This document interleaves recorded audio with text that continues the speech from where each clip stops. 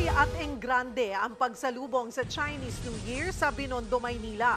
Simula kagabi hanggang ngayong araw, walang patid ang selebrasyon. Live mula sa Binondo, nasa frontline ng balitang yan, si Gio Robles. Gio, kung hey Pat Choy, anong highlights ng Chinese New Year dyan? Cheryl, kitang-kita ang tradisyon, kultura at kasaysayan sa pagdiriwang ng Chinese New Year dito sa Binondo, ang pinakalumang Chinatown sa buong mundo. Isa sa highlights ng selebrasyon ang Golden Parade kung saan tila umulan ng libreng tikoy at angpaw na pinagkaguluhan kanina. Pero bago yan, engranding fireworks display at drone show ang sumalubong sa Chinese New Year.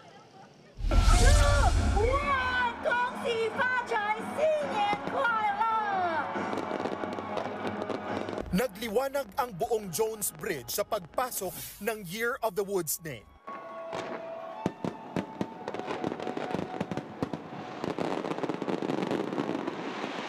Pero hindi lang grand fireworks ang sumalubong sa Chinese New Year. May drone show pa na nagpapakita ng relasyon ng Pilipinas at China. Matapos ang fireworks at drone show, may engrandeng parada kaninang hapon mula Manila Post Office hanggang Binondo. Hindi na napigilan ng ilang manonood na sumampa sa mga float sa Golden Parade. Tila umulan kasi ng angpaw at tikoy kaya excited ang lahat. May ilang nakipagbalyahan pa para sa libreng tikoy.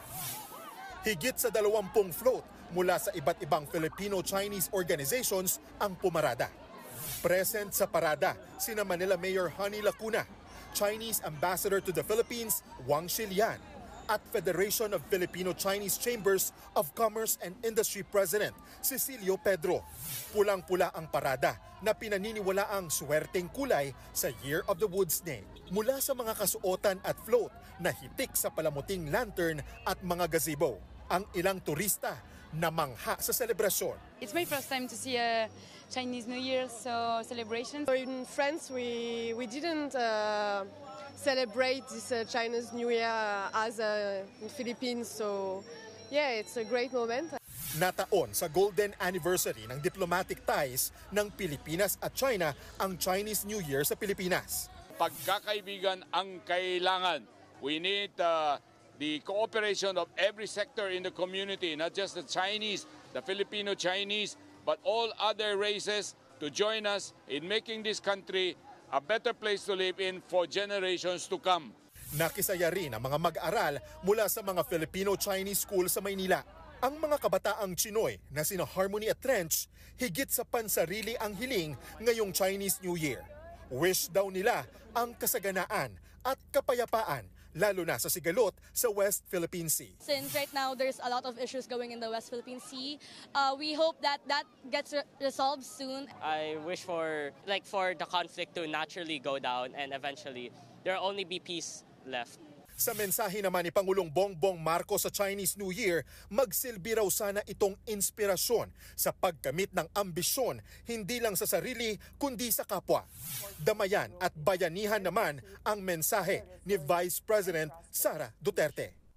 As we look forward to a new year, let us nurture the spirit of compassion and bayanihan in rediscovering the rich and dynamic heritage that have long defined mutual ties of friendship and cooperation. Kaliwat kanan ang mga aktibidad dito sa Maynila para sa Year of the Wood Snake. At mula nga kaninang umaga ay dagsa ang mga namamasyal dito sa Binondo. Ayan, ito, nakikinood sa atin sa Frontline Pilipinas, alam mo, mula sa sightseeing, picture-picture, at syempre food trip. Alam mo, Cheryl, kung matyaga ka lang kanina sa Golden Parade, ito, nakaipon kami ng 5 tikoy, isa sa'yo, isa kay Julius, isa kay Jiggy, kay Jervy, at isa na lang din para sa crew namin. At ito, Happy Chinese New Year po! Happy Chinese New Year! At mula po dito sa Binondo, balik sa'yo, Cheryl. O, hihintayin namin yung tikoy na yan, ha? Maraming salamat, Gio Robles. Mga kapatid, Cheryl Cosim po, huwag maging huli at maging una sa lahat sa balitaan.